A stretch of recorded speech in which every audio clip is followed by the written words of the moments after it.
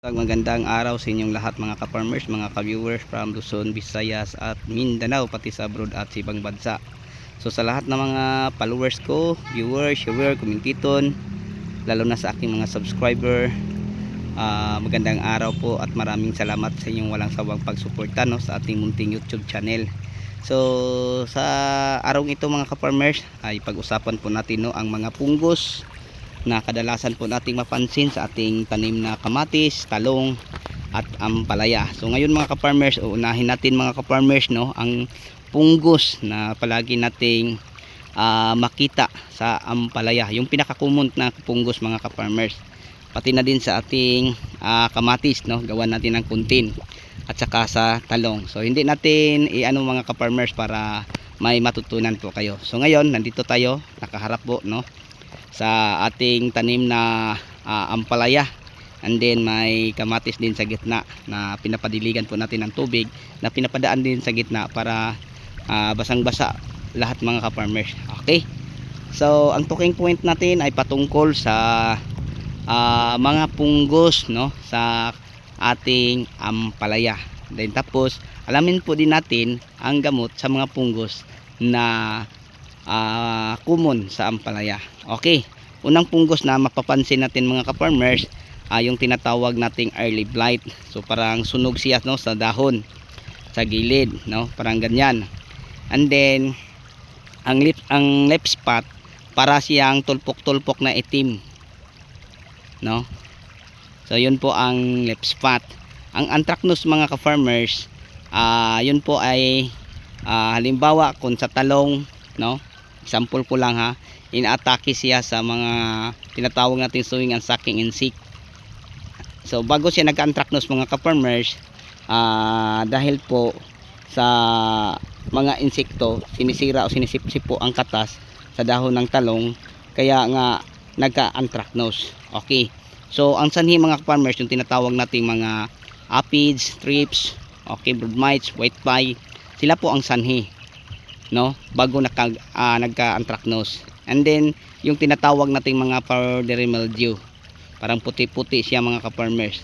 So yun po ang mga kadalasang punggos, no, na ating mapapansin sa ating mga pananim, lalo na sa ating ampalaya. So napaka-prone ang ampalaya yung early blight.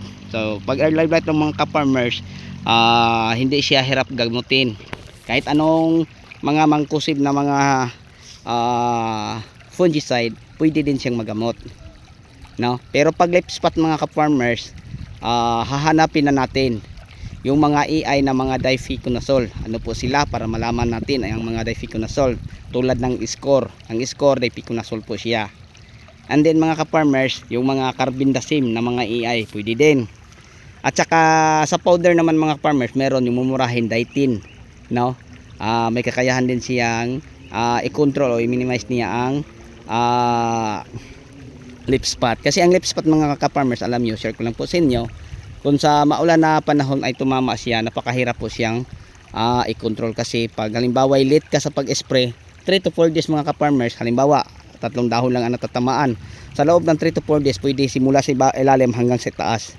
Yan, ganyan siya ka lakas mag-spread o kumalat mga ka-farmers sa buong puno, no, o katawan ng ating ampalaya.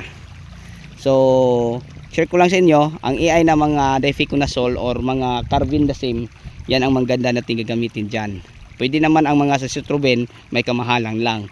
So una muna tayo sa mga mumurahin, ditin, no, pwede siya sa leaf spot mga ka-farmers.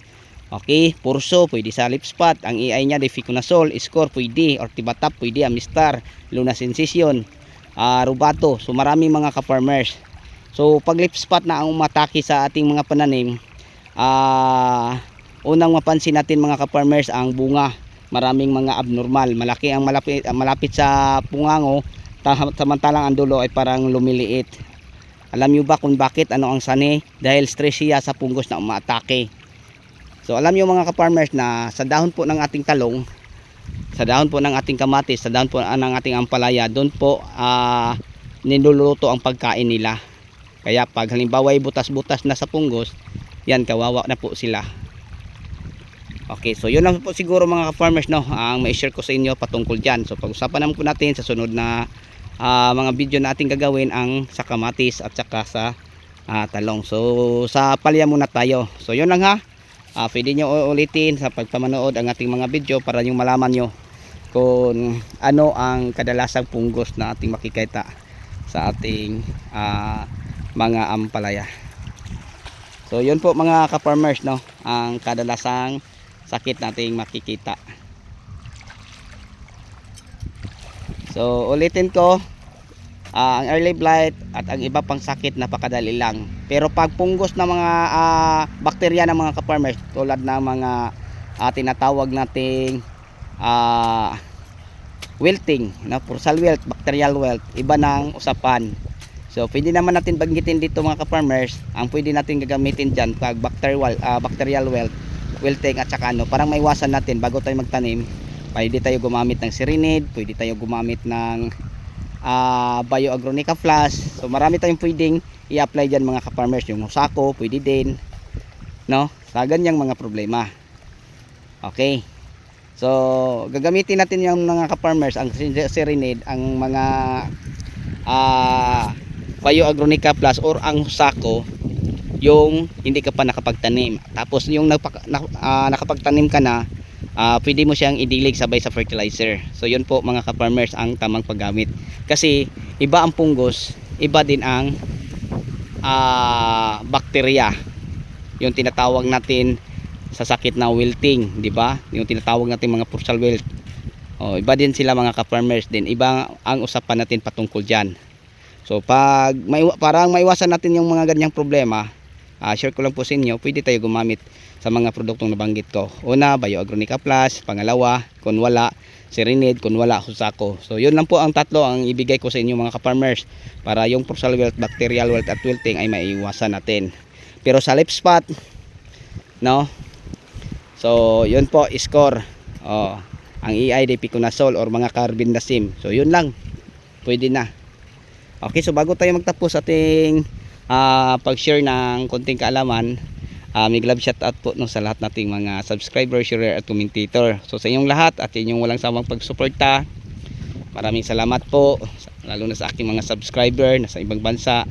Thank you sa inyo at sa patuloy niyong pagsuporta sa ating munting YouTube channel. So hindi ko kayo may isa-isa. So yun lang ang masasabi ko. Maraming salamat po. God bless at mabuhay po tayong lahat. Happy watching and happy farming. Bye-bye na po sa inyo mga ka-farmers, kasi kakain na po kami ng tanghalian. Alas 12 na. So thank you po.